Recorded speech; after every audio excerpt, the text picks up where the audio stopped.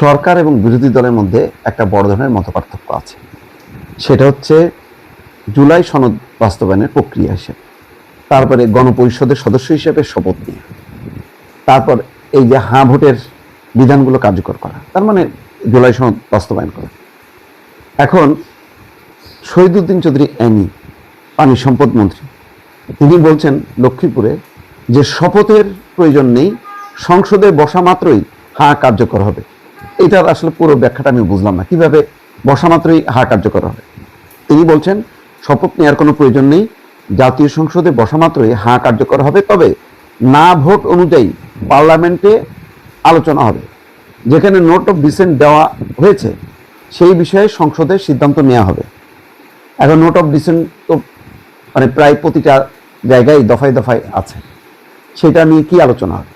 বোঝা যাচ্ছে যে এই জুলাই সনদ বাস্তবায়ন নিয়ে এবং ওই যে দ্বিতীয় শপথ নিয়ে একটা সাংবিধানিক প্রশ্ন ইতিমধ্যে এসছে, যে যারা দ্বিতীয় শপথ নিয়েছে তারা তাহলে তাদের প্রথম শপথ অর্থাৎ এমপি হিসেবে শপথ এটা বাতিল হয়ে যাবে। আবার এই পক্ষ বলছে যে যারা দ্বিতীয় শপথ নেয়নি তারা সংবিধান লঙ্ঘন করছে। সালাউদ্দিন আহমেদ বলছিলেন যে গণপরিষদের সদস্য হিসেবে শপথ নিতে হবে, এইটা সংবিধানে এখন নেই, আগে সংবিধানে এটা সংযুক্ত হবার পর তারপরে এই ব্যাপারে পদক্ষেপ নেবে সংসদ, সবকিছু সংসদ নেবে। একটা জটিল আবর্তের মধ্যে কিন্তু আমরা ঢুকে যাচ্ছি।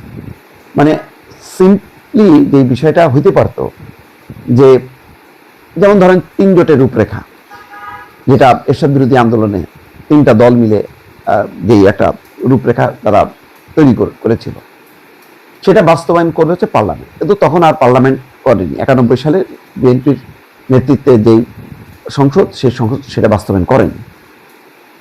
তো সেটার মধ্যে একটা পয়েন্ট ছিল যে সংসদীয় ব্যবস্থায় প্রবর্তন, শুধু ওই অবস্থায় গেছে, কিন্তু পুরো কাঠামোটা, রাষ্ট্রের কাঠামোটাকে জবাবদিহি করা এবং প্রধানমন্ত্রীর ক্ষমতা কমানো, এই বিষয়গুলি আর হয়নি। ফলে রাষ্ট্রপতির জায়গায় শুধু প্রধানমন্ত্রীর শব্দ বসছে, ফলে আরেক ধরনের একটা স্বৈরতান্ত্রিক, অর্থাৎ আগে ছিল রাষ্ট্রপতির স্বৈরতান্ত্রিক ব্যবস্থা, পরে হয়ে গেল প্রধানমন্ত্রীর স্বৈরতান্ত্রিক ব্যবস্থা। এগুলোর অবসান হওয়া দরকার। এখন এবার যেটা হয়েছে, জুলাই সনদে যেহেতু স্বাক্ষর করেছে সবগুলো রাজনৈতিক দল, এটাই যথেষ্ট ছিল। এটা যারাই জিতবে, সরকারি দলে জিতবে, যারাই পার্লামেন্টে যাবে বিরোধী দল, দুই পক্ষেরই একটা নৈতিক দায়িত্ব হচ্ছে এই জুলাই সনদে যেহেতু স্বাক্ষর করা হয়েছে, বিভিন্ন দফা ওয়ারে সেগুলি আস্তে আস্তে বাস্তবায়ন করা। এগুলি না যে হঠাৎ করে চলে গেল গণভোট, এক ভোটের মধ্যে আরেক ভোট, মানে এবং গণভোটে যারা নাও ভোট দিয়েছে 2 কোটির উপর, বিশাল সংখ্যক। এত কিছু দরকার ছিল না। জোর করে চাপানো হলে সেটা যে কার্যকর হয় না, এটা প্রথম দিনই কিন্তু বিএনপি এটা প্রমাণ করে দিল যে তারা শপথই নিল, বলল যে এটা অসাংবিধানিক। সংবিধানের যেহেতু নাই, গণপরিষদের সদস্য হিসেবে শপথ নিতে হবে এই মুহূর্তে, সুতরাং আমরা এটা নেব না। নিল না, তাতে কিছু অসুবিধা হয়নি। শপথ অনুষ্ঠান হয়েছে, সরকারও চালু হয়েছে এবং বিরোধী দল হিসেবে আবির্ভূত হয়েছে জামাতের নেতৃত্বে জামাত জোট, এবং তারা আবার দ্বিতীয় শপথ নিছে। এই যে প্রথম শপথ, দ্বিতীয় শপথ, হ্যাঁ না ভোট মিলায় একটা যে জগাখিচুড়ি অবস্থা, এটা যে কিভাবে নিরসন হবে দর্শক বুঝতে পারছে।